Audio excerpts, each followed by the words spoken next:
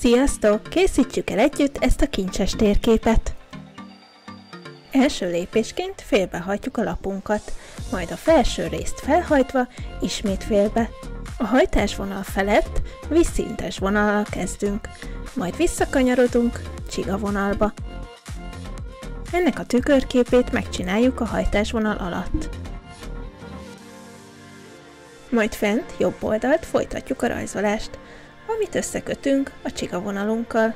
Ez a vonal ne legyen teljesen egyenes. Közvetlenül a hajtásvonal felett is húzunk egy vonalat.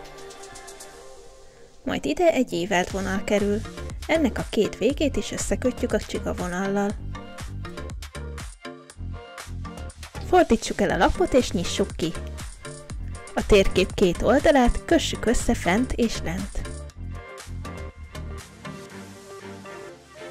Most már csak meg kell rajzolnunk, hogy mi hol legyen a kincses térképünkön.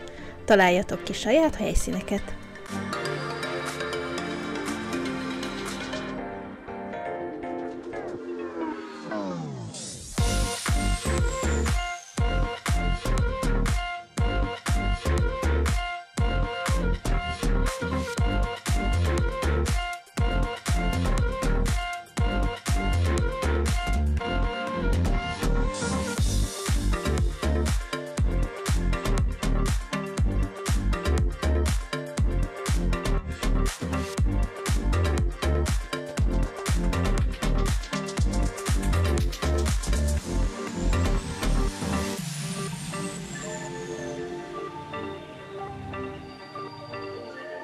Ha elkészültetek, színezzük ki!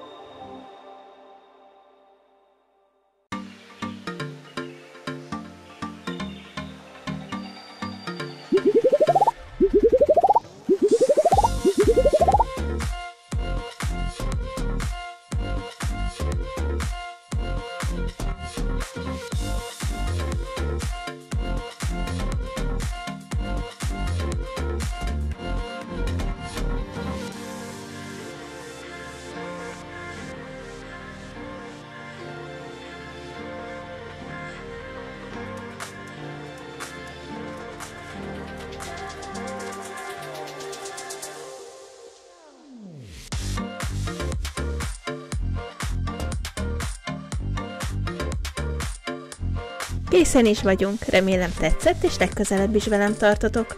Ne felejtsetek el feliratkozni. Sziasztok!